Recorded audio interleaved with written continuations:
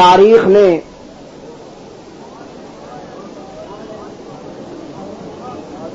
سب سے بڑا آبجیکشن یہ کیا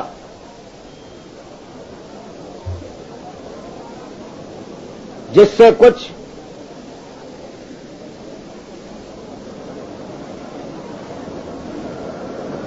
بھولے بھالے حضرات بھی متاثر ہوئے. بہت نرم الفاظ استعمال کر رہا ہوں کہ معاویہ نے اپنے بیٹے کو جانشین کیوں بنایا رضی اللہ تعالی عنہ.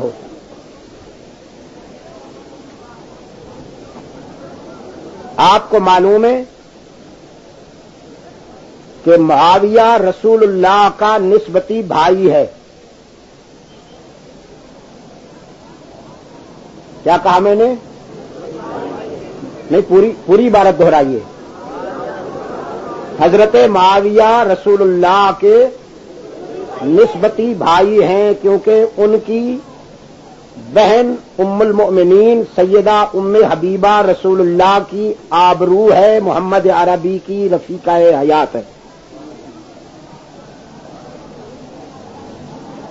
اگر انسانی رشتوں کی کوئی اہمیت اور کوئی وزن بہت زیادہ محسوس کرتا ہے تو حضرت معاویہ کو اللہ کے رسول کے ساتھ یہ رشتہ حاصل ہے.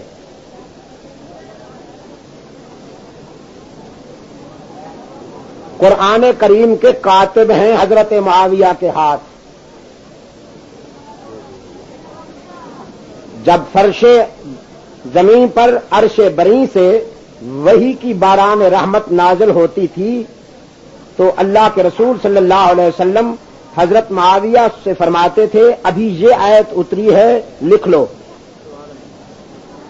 یہ جو قرآن تمہارے پاس ہے اس میں سے بہت سا حصہ وہ ہے جو معاویہ کے ہاتھ کا لکھا ہوا ہے. اگر کسی کے ہاتھ قابل اعتماد نہیں ہوں گے تو ان ہاتھوں سے لکھی ہوئی تحریر بھی سند نہیں بنے گی.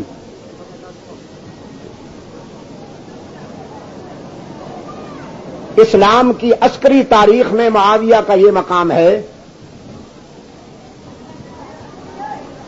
کہ سب سے پہلا بحری معرکہ،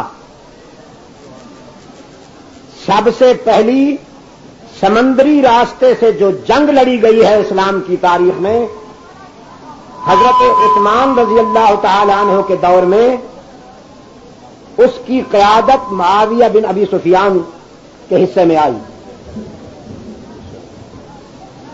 50 جنگی معرکوں کے ہیرو ہیں حضرت معاویہ، جن میں سے کسی ایک میں بھی مسلمانوں کو شکست نہیں ہوئی. غور سے سنیے، کتنے معرکے؟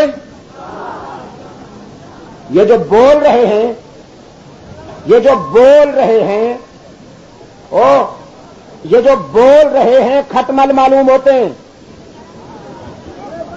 بولنے والے کھٹمل معلوم ہوتے ہیں، انہیں چپ کرواؤ.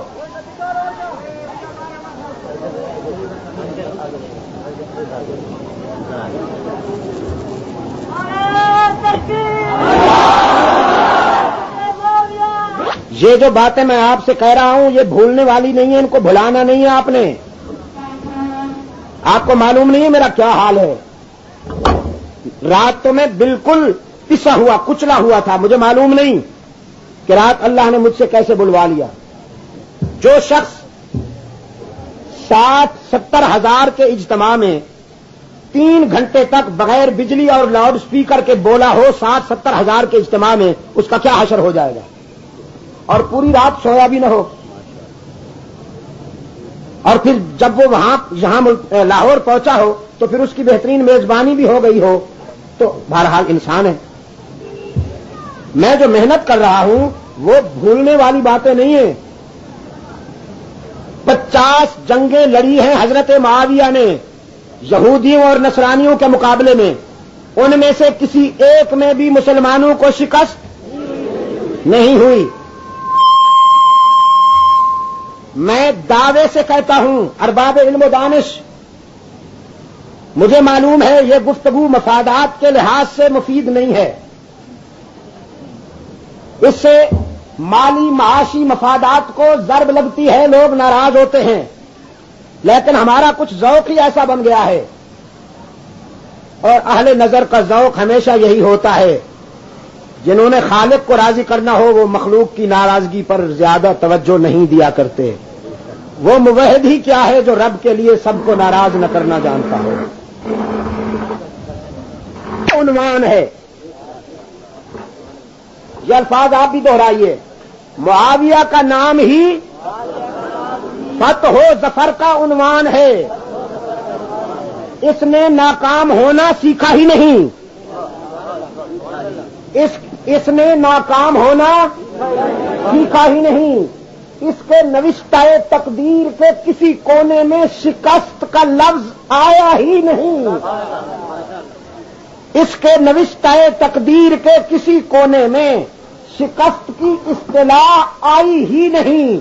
معاویہ اور کامیابی لازم و ملزوم ہیں، جس طرح انسان کا جسم اور روح لازم و ملزوم ہے، معاویہ اور کامیابی بھی لازم و ملزوم ہیں۔ جہاں کامیابی ہے وہاں معاویہ ہے، اور جہاں معاویہ ہے وہیں کامیابی ہے۔ نعرہ تکبیر، ریاست معاویہ۔ کتنی جنگیں؟ 50 تاریخ ساز معرکوں کا ہیرو، جس میں سے کسی ایک میں بھی شکست نہیں ہوئی۔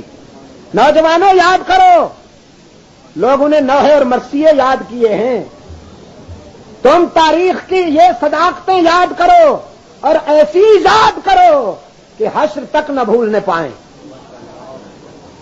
معاویہ نے بے شک اپنے بیٹے کو جانشین نامزد کیا، معاویہ نے اپنے بیٹے کو بے شک جانشین نامزد کیا، لیکن یہ سنت علی تھی۔ میں نے رات بھی کہا، معاویہ نے وہی کیا جو جس کی بنیاد حضرت علی نے رکھی تھی۔ حضرت علی نے اپنے بیٹے کو نامزد کیا، معاویہ نے بھی اپنے بیٹے کو نامزد کیا۔ اب کوئی کہتا ہے کہ حسن تو معصوم تھا لیکن یزید بدنام تھا، قرآن کی کس آیت میں ہے کہ وہ معصوم ہے اور یہ مغضوب ہے؟ تاریخ ہے نا، تاریخ لیے پھرتے ہو نا، تو تاریخ کا اگر کوئی کونا لے کر تم حضرت معاویہ پر تنقید کا راستہ نکالو گے تو پھر کوئی اسی تاریخ کا ایک رخ لے کر حضرت علی پر بھی تنقید کا راہ پیدا کر لے گا۔ علی کو تنقید سے بچانا چاہتے ہو تو معاویہ کے خلاف بد زبانی کرنا چھوڑ دو۔ رہا ابن معاویہ کا معاملہ، تو ابن معاویہ کو سمجھنے کے لیے میں یعقوبی سے کیوں پوچھوں، میں توسی سے کیوں پوچھوں، میں کلینی سے کیوں پوچھوں، میں باقر مجلسی سے کیوں پوچھوں؟ میں ان سب مورخین کو صہیونی لابی کا زر خرید ایجنٹ سمجھتا ہوں۔ میرے نزدیک اصحاب رسول کی عظمت کو سمجھنے کے لیے نہ ان کا قلم معیار ہے، نہ ان کی تحریر معیار ہے، نہ ان کی کتابیں معیار ہیں۔ میرے نزدیک اصحاب رسول کی عظمت کو سمجھنے کے لیے قول رسول معیار ہے، اور قول رسول یہ ہے کہ میری تربیت یافتہ، میری سندیں جن کو ملی ہیں وہ سب کے سب عدل اور انصاف کا معیار ہیں۔ معاویہ عدل کا معیار نہ ہوتا تو ابو بکر اس پر اعتماد نہ کرتا، معاویہ انصاف کی کسوٹی پہ پورا نہ اترتا تو فاروق اعظم اپنی خلافت میں ان پر اعتماد نہ کرتے، عثمان ذو النورین ان پر اعتماد نہ کرتے، جن پر صدیق و عمر عثمان نے اعتماد کیا ہے اس کو بھی ہم سچا سمجھتے ہیں، تو پھر جس معاویہ نے اپنے بعد اس امت کی قیادت کے لیے نام پیش کیا ہے اس نام کے لیے بھی جذباتی ہونے کی ضرورت نہیں، تاریخ پر اعتماد کرنے کے بجائے معاویہ کے انتخاب اور معاویہ کے فیصلے پر اعتماد کرنا ہوگا۔ آج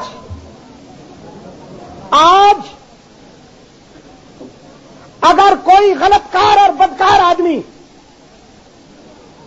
کسی علاقے سے منتخب ہو جائے، اس علاقے والوں کو تانا ملتا ہے کہ تم نے غلط کیا. لیکن جن حالات میں حضرت معاویہ رضی اللہ تعالی عنہ نے یہ فیصلہ کیا، امام غزالی کے بقول اس سے بہتر فیصلہ کوئی نہیں ہو سکتا تھا. اور خدا کی کروڑوں رحمتیں ہوں شیخ الحدیث حضرت مولانا عبدالحق صاحب پر رحمت اللہ تعالی علیہ. میں نے کچھ عرصہ پہلے اکوڑا خٹک میں کانفرنس میں شرکت کے لیے جب میں وہاں حاضر ہوا، وہ علیل تھے، میں ان کی مزاج پرسی کے لیے حاضر ہوا، اور اس سلسلے میں نے ان سے پوچھا. وہ اللہ کی عدالت میں پہنچ چکے ہیں، ہم سب نے اللہ کی عدالت میں پہنچنا ہے.